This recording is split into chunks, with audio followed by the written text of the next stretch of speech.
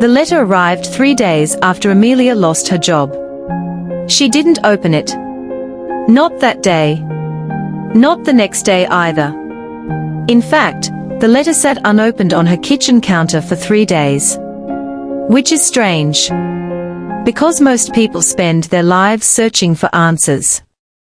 Amelia already had one sitting in front of her. The problem was, she wasn't sure she wanted to know what it said.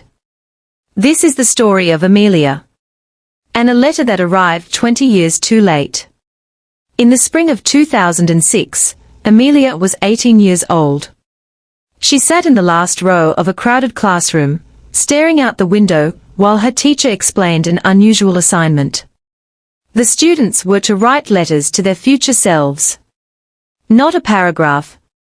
Not an essay. A real letter. The school would keep the letters and mail them 20 years later. Most of the students laughed. A few rolled their eyes. But Amelia took it seriously. At 18, the future felt enormous. Anything seemed possible. She imagined herself at 38. Successful. Confident. Certain. The kind of person who had figured life out.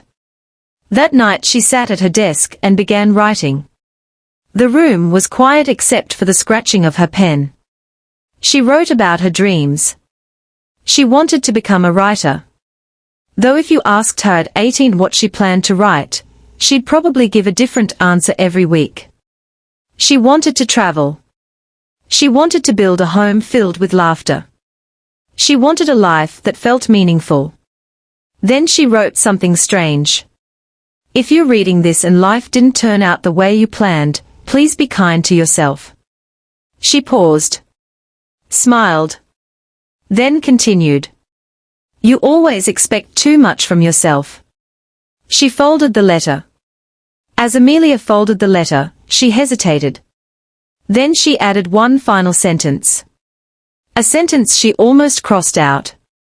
A sentence that made no sense. She stared at it for several seconds. Then sealed the envelope anyway. 20 years later, Amelia would discover that the final sentence in that letter was impossible. At least, that's what she believed at first. At 18, Amelia believed life followed a timeline. Graduate. Build a career. Meet someone wonderful. Get married. Buy a house. Have children. Grow old. Simple. Predictable. Beautiful. College was exciting. She studied literature. Stayed up too late. Made lifelong friends. Fell in love for the first time. His name was Ethan. He had an easy laugh and impossible dreams. For 2 years, Amelia was convinced they would spend forever together.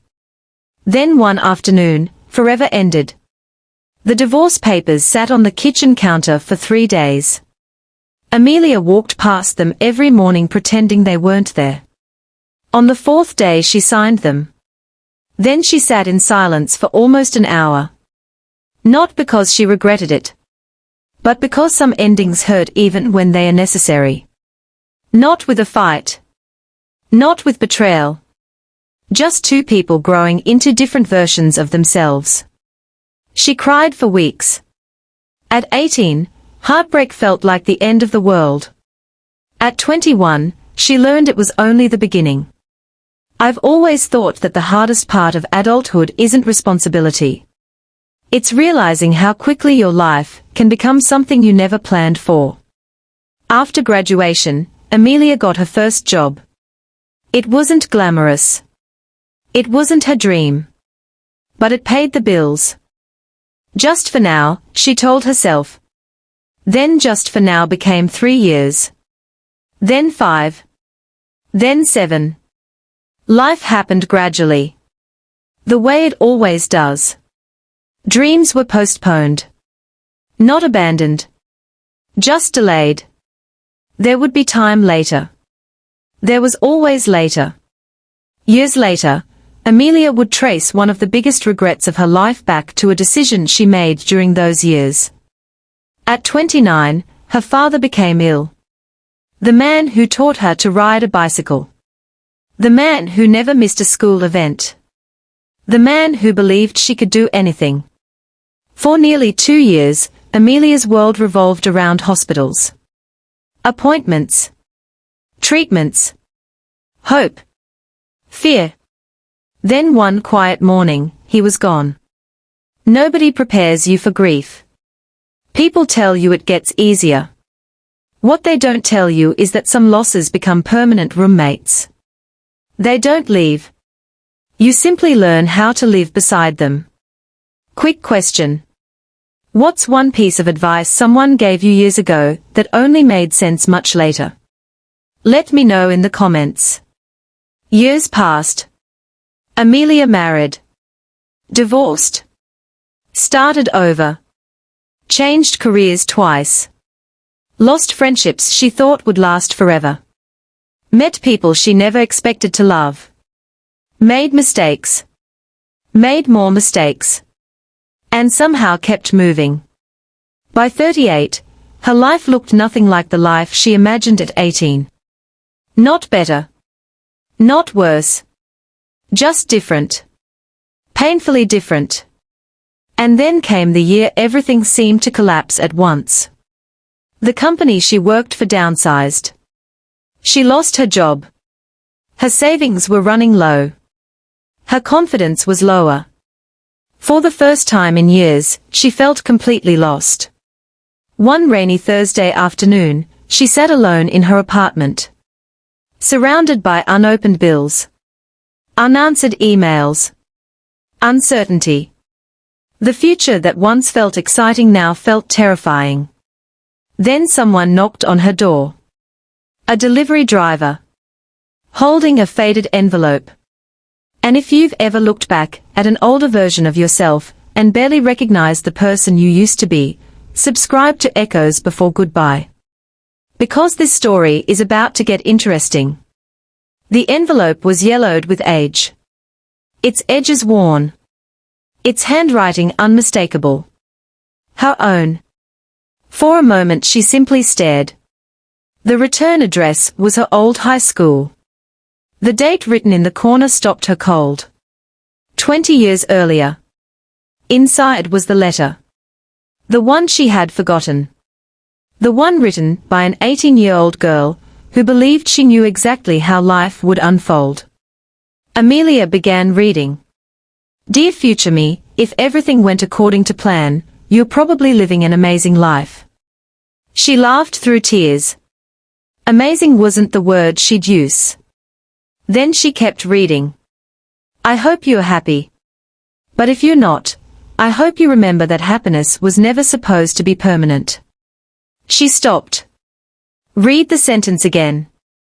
The letter continued. I hope you became brave. Not fearless. Just brave enough to keep going. A lump formed in her throat. Then she reached the line she had completely forgotten writing. If you're reading this during a difficult season, please remember something. You have survived every difficult season before this one. Then Amelia reached a sentence that made her stop breathing. If Dad isn't here when you read this, Amelia, read the sentence 3 times. Then a 4th. She couldn't remember writing it. And what bothered her most wasn't the sentence itself. It was the memory it unlocked. Then, without warning, she remembered. A rainy afternoon.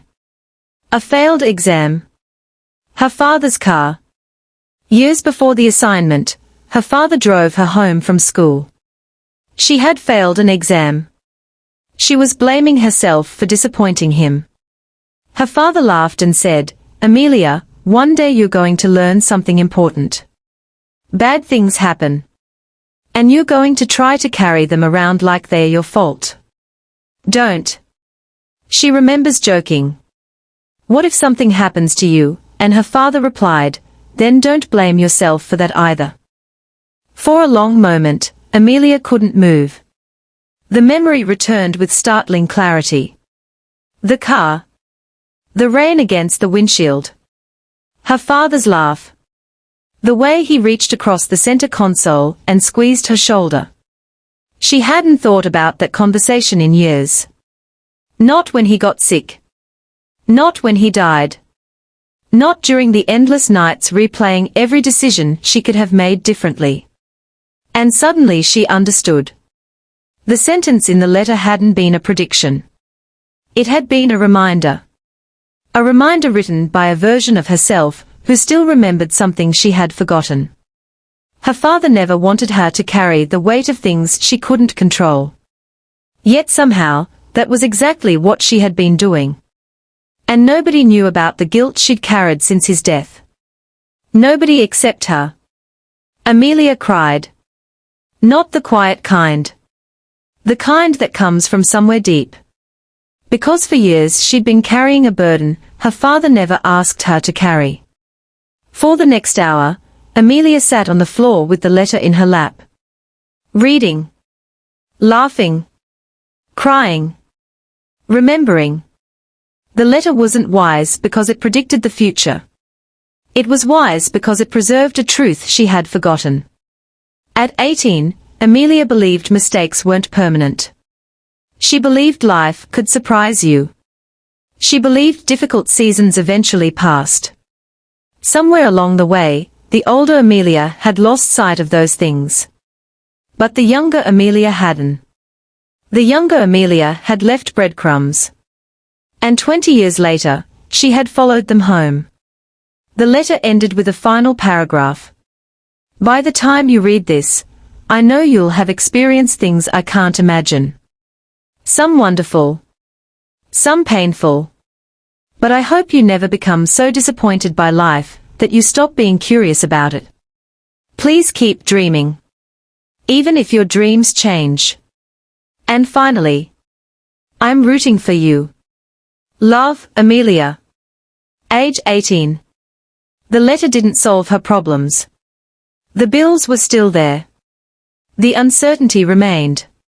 The future was still unclear. But something shifted. For the first time in months, she felt hope. Not because everything would be okay. But because she remembered she had been okay before.